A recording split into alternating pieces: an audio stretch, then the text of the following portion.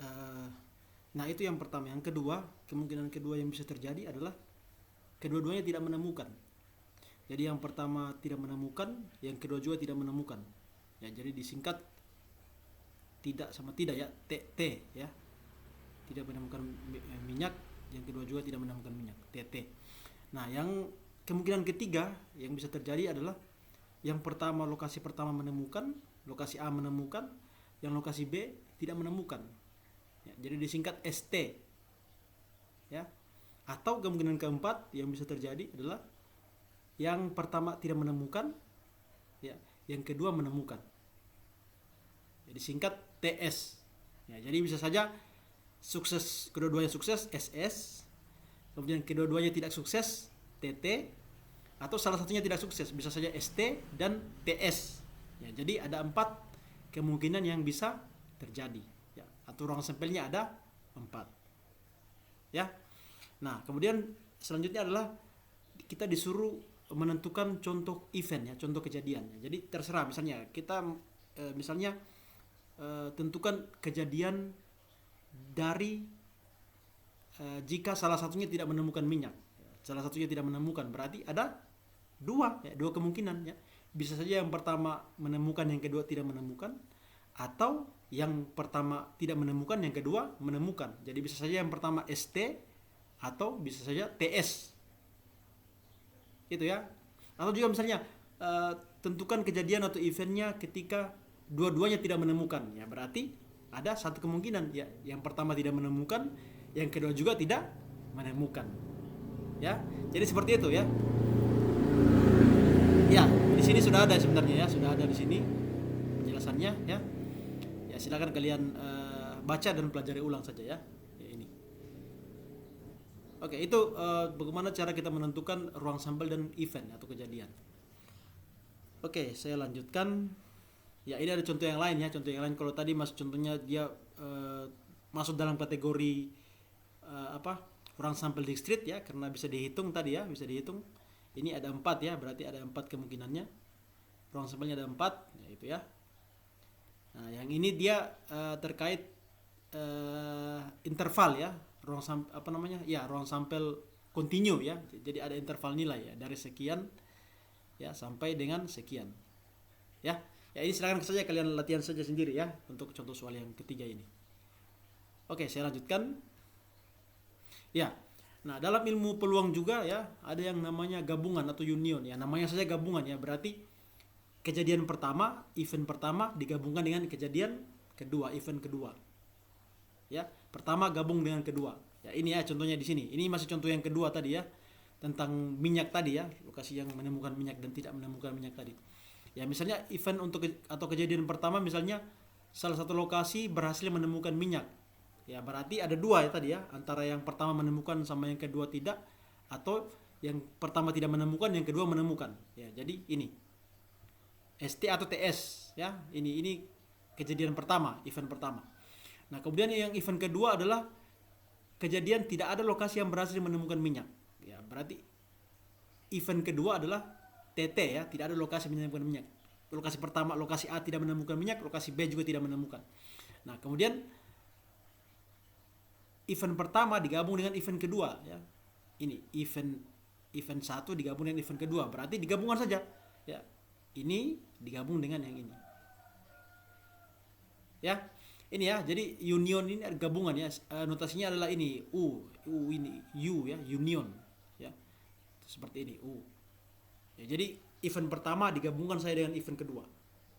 Ya, saya kira ini tidak terlalu rumit ya untuk union atau gabungan.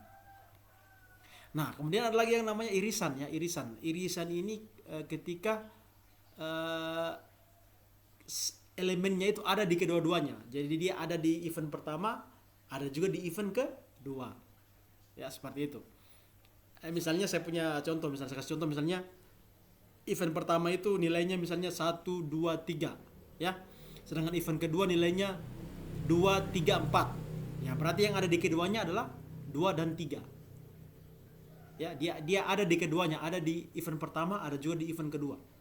Ya, itu namanya irisan. Ya. Simbolnya notasinya seperti ini ya. Ya, jadi U terbalik ya. Iya, saya kira ini untuk irisan gabungan ya. Ada lagi satu ya, satu yang terakhir ini adalah komplemen ya. Komplemen ini dia tidak ada di event pertama gitu ya.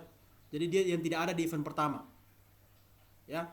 Ya saya kira untuk ini gabungan irisan dan komplemen ini sebelumnya kalian sudah pernah menemukan ini ya, sudah pernah mendapatkan materi tentang ini di SMA ya, harusnya sudah pernah dapat ya.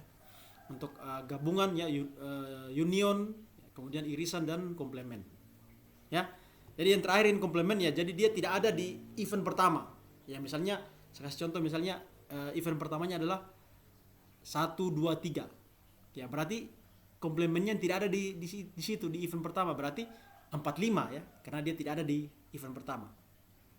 Ya, ini ada contoh. Contohnya ini untuk contoh yang ketiga tadi ya, yang terkait apa tadi kalau tidak salah ini curah hujan ya, curah hujan. Ya, coba kalian lihat contoh ketiga dan praktekkan sendiri ya untuk menentukan komplemen. Ya, saya kira ini tidak terlalu rumit ya, ini saya kira cukup simpel. Oke, saya lanjutkan. Ya, jadi ini ya, ini rumus dasar dari suatu peluang ya. Peluang itu ini ya, event ya, adalah banyaknya kejadian dibagi dengan banyaknya peluang. Jadi banyaknya ruang sampel maksud saya, banyak ruang sampel. Ya, jadi misalnya kalau saya tadi misalnya kasih contoh, saya melempar uang ya, melempar koin sebanyak 1 kali, ya peluang munculnya angka atau gambar itu adalah eventnya berarti 1 kali ya, karena saya lempar 1 kali berarti eventnya 1 kali, 1 per banyaknya ruang sampelnya banyaknya kemungkinan ada 2 ya, 1/2 berarti ya, berarti kalau saya lempar koin peluang munculnya angka itu ada 50%, karena setengahnya ya, 1/2 ya. Sama misalnya saya tadi lempar dadu sebanyak 1 kali ya, peluang munculnya angka dadu 1 itu berapa ya, jadi 1 dibagi kejadiannya eventnya berarti 1 ya, 1 dibagi dengan banyaknya ruang sampel, banyaknya kemungkinan 6 ya, berarti 1/6 ya, seperti itu ya. Oke, saya lanjut ya, ini tolong dipahamin ya, tolong diingat baik-baik ya, ini rumus dasar dari peluang ya, peluang ya. Jadi banyaknya kejadian dibagi dengan banyaknya ruang sampel ya. Ya misalnya kayak contoh lain misalnya kayak baku tinju ya, kira-kira berapa peluangnya, peluang menangnya itu berapa ya, sama ya, peluang menangnya adalah 1/2 ya, karena kemungkinannya kalah atau menang ya, kalah atau menang, jadi peluang menangnya berarti 1/2 gitu ya. Sama misalnya kalau kita ya yang laki-laki misalnya, untuk yang misalnya lagi nembak cewek ya, menyatakan cinta kepada perempuan misalnya, itu kan ruang sampelnya atau banyaknya kemungkinannya kan hanya 2 ya, diterima atau ditolak ya, berarti peluangnya 1/2, 1 kali kejadiannya dibagi dengan banyaknya ruang sampel 1/2 atau 50% ya, seperti itu ya. Itu rumus dasar dari peluang ya. Ini ada contoh soal juga ya, ini silakan dipelajari saja ya, ini tidak terlalu rumit ya, silakan kalian pelajari, cukup mudah ini sebenarnya ya. Ini sudah ada